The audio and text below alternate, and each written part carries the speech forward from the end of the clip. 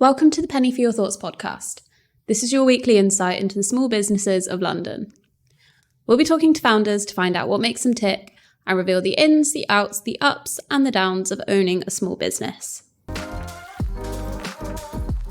We'll be chatting to Celia Hodgson, who is the founder of Tiny Studios.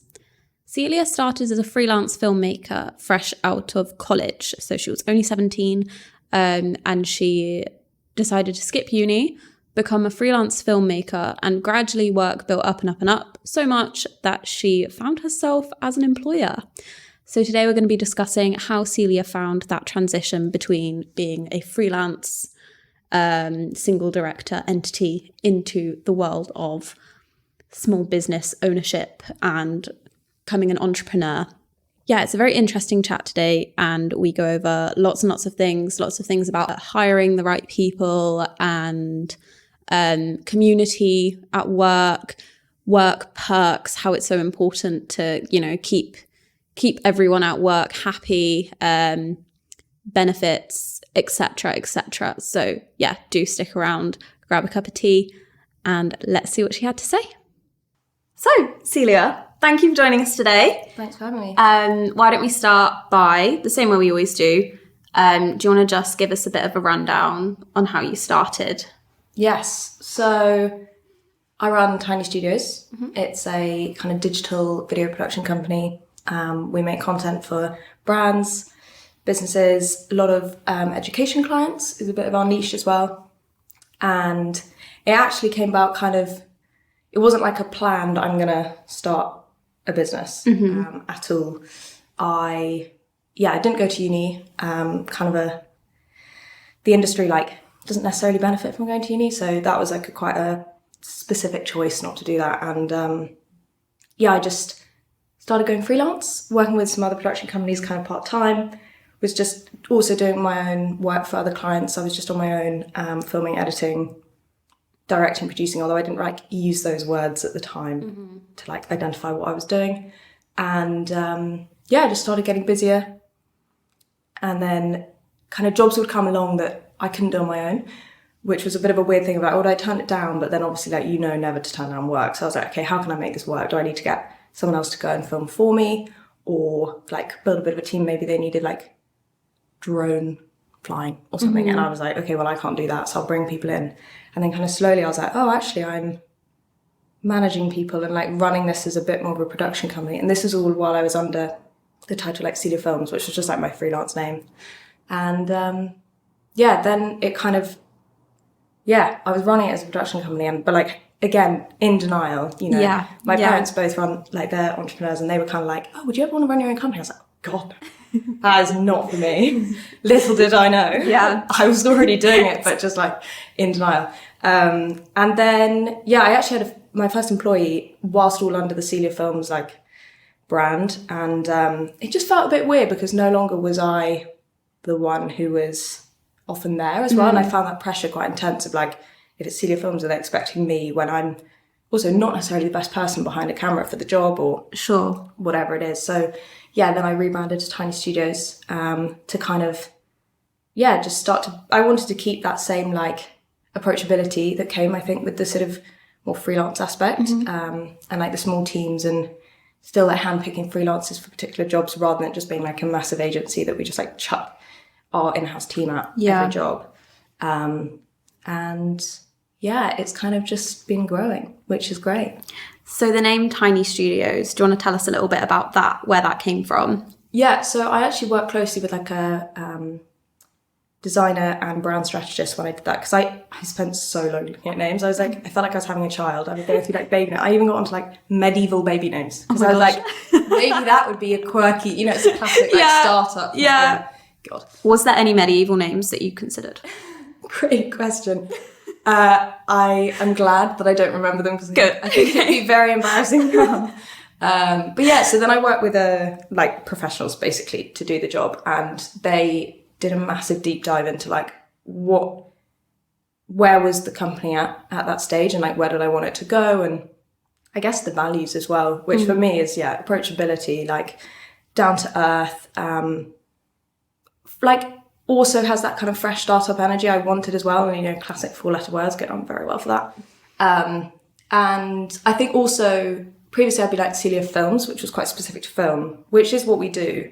But I wanted something that had a little bit more like all-encompassing. So I think the studios helped there. And then, yeah, they suggested a couple of names, and then like Tiny came up, and I was like, that's quite nice. Also, because obviously I work with a lot of schools, it felt like that still included them in like our kind of vision of where we wanted the company to go. And yeah, I love it. It's like really, because it's one of those things, you're making the decision, you're like, if I hate this, you can't rebrand twice. Like that is... You can, but I understand. Yeah, I mean, you did well to get it first time. Yeah, definitely. And it's, I think, gone down quite well, which is good. And how did you find, obviously you started off as freelance, and then it was almost like a natural progression into becoming an employer. How did you find that? Like, was there anything that you found like really challenging? Was there anything like surprising, or was it a positive experience? Like, you know. I mean, I think very positive. I mean, for me, the people I employ is really important. And so everyone I've employed to this stage like has just been someone who I get on with really well. Because I think, especially in a small company, it's important for them and for me. And I've always been very honest, especially when I was starting that process of being like, I've never done this before. And I've also never been formally employed myself. So I actually have very little knowledge on like what is expected, the standards you Google and it'll tell you that like legally you need to do this, but you don't know whether actually legally for the employee, whether that's just like the meanest thing an employer can do is stick to the legals, So I'm like, I don't know. So I've always been very honest with the people working with me that it's a bit of a like, there may be times where I do something like where I just get it wrong. And I think it's like got to be a conversation. And actually the first time my first employee needed to be paid, she was like, I haven't got my money. And I was like, oh, that's really weird. I'll speak to the accountants. And they were like, well, have you paid her? I was like, oh, okay. Which is like, I know obviously it's silly little things like that you just slightly have to learn. And obviously now I pay.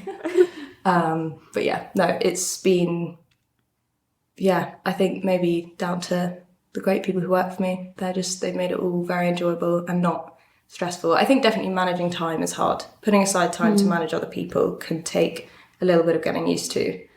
But actually, once you see that it pays itself back, I think definitely. And you seem like a pretty cool boss as well. Like I've done a little bit of research, and I've noticed you've got like some really cool like employee benefits and stuff. Like, what was it, like a mental health and like fitness allowance or whatever? Like, why is that important to you? Because obviously you've just spoken about finding out what the legal like minimum things are. It seems like you've gone very far, like above and beyond that. Oh, wow. What made you, first of all, like decide to put aside, because obviously that takes resources, like that's taking like some revenue away. What made you think that that's something that you should be doing? I think like with all my decisions when I'm being a boss, I just I always just think like, what would I benefit from if I was working for a company, or like what would make little things like that just a bit easier. And I think so we do like a wellness fund and an upskill fund, and I kind of say as well to the team like that, especially the upskilling, that doesn't have to be related to the job. Like it could be more related to something outside of it or whatever, but I think it's just nice to like support those. Well, just I guess it's improvement as well, because we're working hard, especially we are busy, and there's a lot of the time we are just focusing on like client work and just churning out, not churning, I hate the word churn, but like getting the projects done. Yes. Very carefully. But it's important to me that there's also time for, I don't know, like one of my employees puts their fund towards the gym, or that's the wellness one, or whatever it's, I want that to be something that's also seen as a priority, because I know day to day it can be it's good to like stick into work, but also I think like at the moment we've been playing a lot of GeoGuessr as a team because I'm obsessed, but that's also partly for me as well. I think it's like it's like just team bonding, I guess. I think, I don't know, often people, I think when you're building a company, there are so many different driving factors that you can be like going towards. But for me, a lot of it is like wanting to build a bit of a community of creatives as opposed to like just striving towards like a particular revenue hit or like team size as well. Like all of that I think can be a bit arbitrary depending on what, obviously it's important at times you need to be able to earn the money, but I want people to be happy where they work, want to stay as well, because it's an industry where, you know, there are a lot of freelancers, so that's always going to be a potential pull for the people who work, like the creatives, because they know that they could be freelance. So it's like, why are they working in a company rather than being freelance? Sure, yeah, that's a very clear benefit.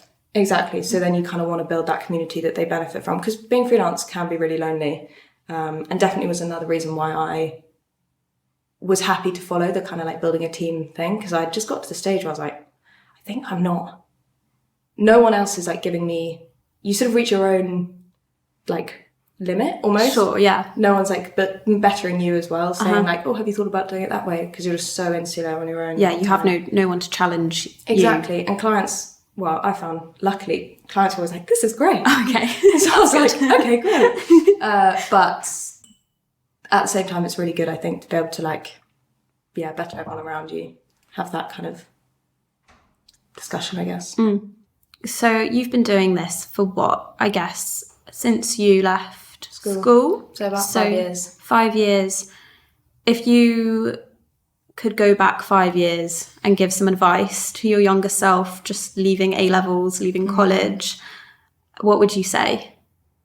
Good question.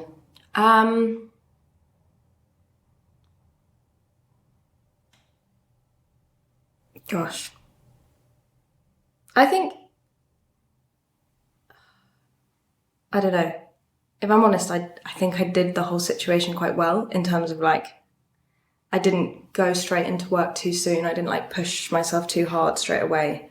Like I was still living with uni students and like having a good balance of life at that age, which I think is really important. Yeah. And it's something I always like recommend for other people who can have that experience as well, like have a bit of both. Because at the end of the day, you know, I was working quite hard, but I was only 19, and I think it's important to like still have those young years. Yeah.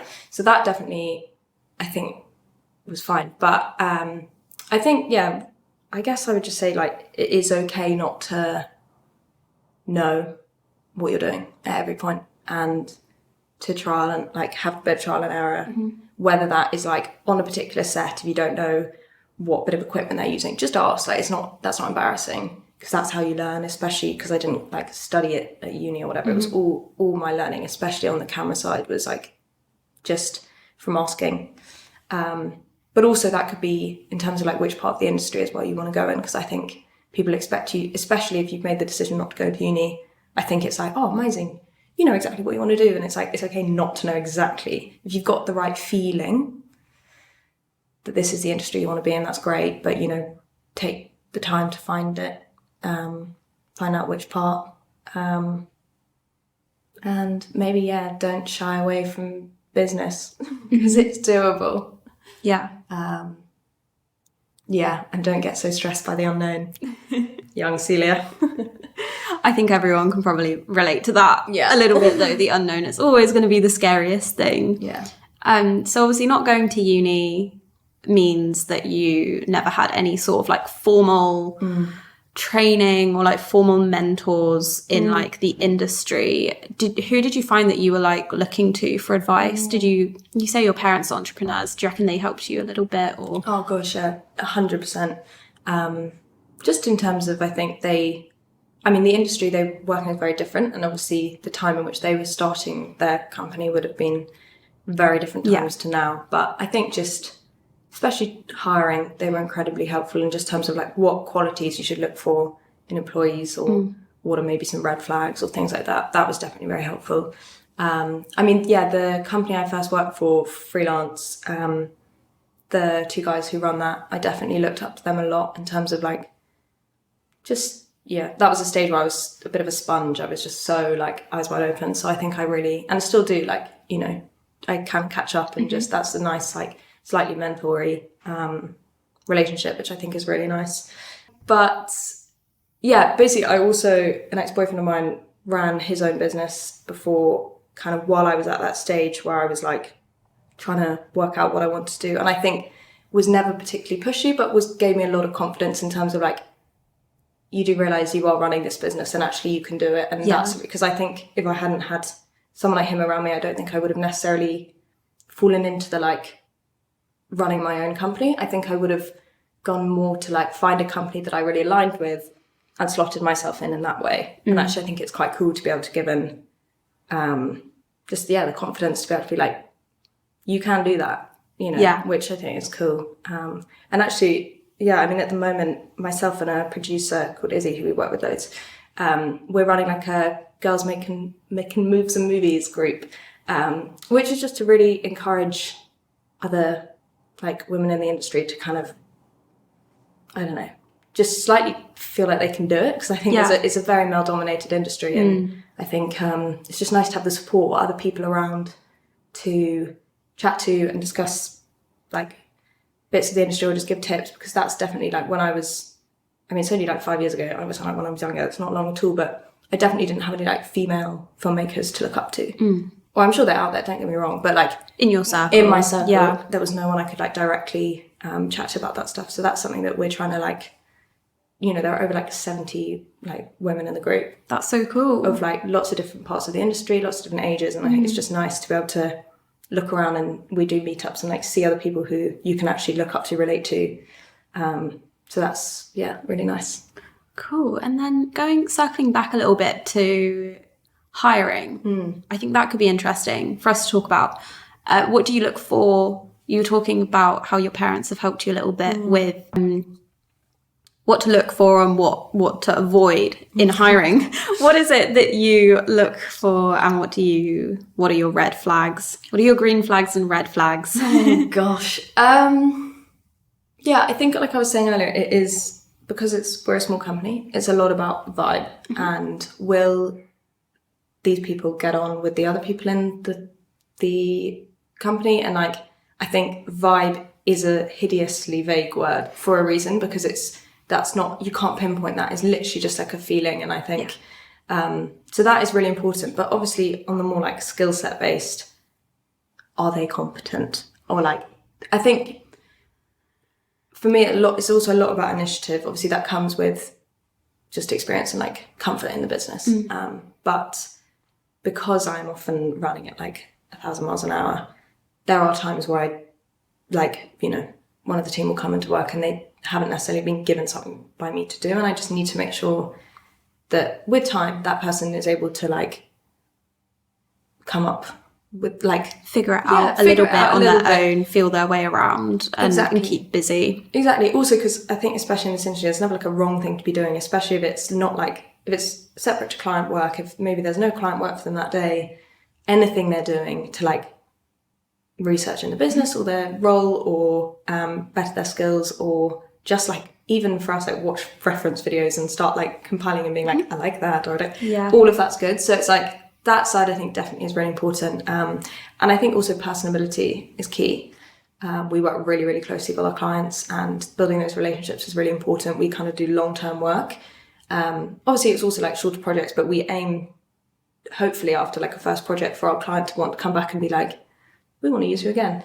And it's just really important that the people we work with are just nice. And that goes as well for the freelancers, because obviously we've got a small core team, but work with like loads of different freelancers, and they're almost part of the community as well, which I think is really nice. So like I do spend the time to try and, when I've got the time, to kind of have calls before shoots, or if we've never worked with them before, like just check that they're, and you know, we send out stash so they can wear them on shoots. So it's just like, it's like creating that sort of tiny team, which is important. Especially, being freelance, it's nice to feel part of something, even if it's for a day or two, a month, I don't know. And is there anything that you like avoid? Or have you not really got to that? I haven't, I mean, obviously, people who aren't good at making films, if it's in a filmmaking role, is a turn off. But no, like, I mean, I feel like there are obvious red flags, as in like clear laziness, or like being a horrible person. Fair enough. Yeah, we can respect that. I think, I've not yet I've never had any shockers or anything. That's good. That's positive. But I think, yeah, definitely with the hiring process, it's been a bit of it's a tricky thing to navigate, and it's never that enjoyable to do from my perspective. But I think what makes it nicer is if people have clearly, you're never looking for like a really long application of like really too gushy or anything, but like just someone who's clearly researched the business, gets it and wants to be a part of it will be way more impactful than like people who are just sending you long cover letters they've sent to everyone else. Yeah, totally. So, as always, the final question is going to be the one that was left by our previous guests. Yeah. And they've asked you, how much money would it take for you to sell your company today? Wow. Interesting. Oh my God. I don't know. I know that's so you know answer. you get a phone call later on and you pick up the phone and they're like, I want to buy your company, I'm going to give you X amount of money. I think I'd just be incredibly skeptical because our business is not like, I don't think it's necessarily one, at least at this stage, that you would want to buy. Just in terms of, for us it's about like, I don't think you could buy out our clients because I think they want to work with us and the culture. Yeah. So I think I'd be like, yeah, take it for 10 mil, take my team and be like, right, we're going to do it again. You can have the Tiny Studios name and branding, I don't care. But yeah, I don't know. I just think it's not something on the radar at the moment. But obviously, there's always some sort of but no. Yeah, I'd like to say, I just wouldn't, but yeah, don't know. It's a big question I do get. It is a huge question. I know. I guess it's one of those things where it would be great to get a big sum of money, take it, and then, you know, do what you're doing now, but with way higher budgets. But at the end of the day, what you've got going is so personal to you. Like what the films that you make are very, very you can tell they're made by you. Like there's a very clear like style about them, and I think like a personality almost as well. So yeah, I mean, I feel that the question does not apply. Yeah, it's hard with creative businesses, I think, because it is, as you say, such personal touch. Yeah. Not for sale. Not for sale. Okay, well, I think that rounds up everything. Thank you very much for joining us today. No, thank you so much for having me. Lovely to meet you, and hopefully everyone has learnt something. I'm sure. Not.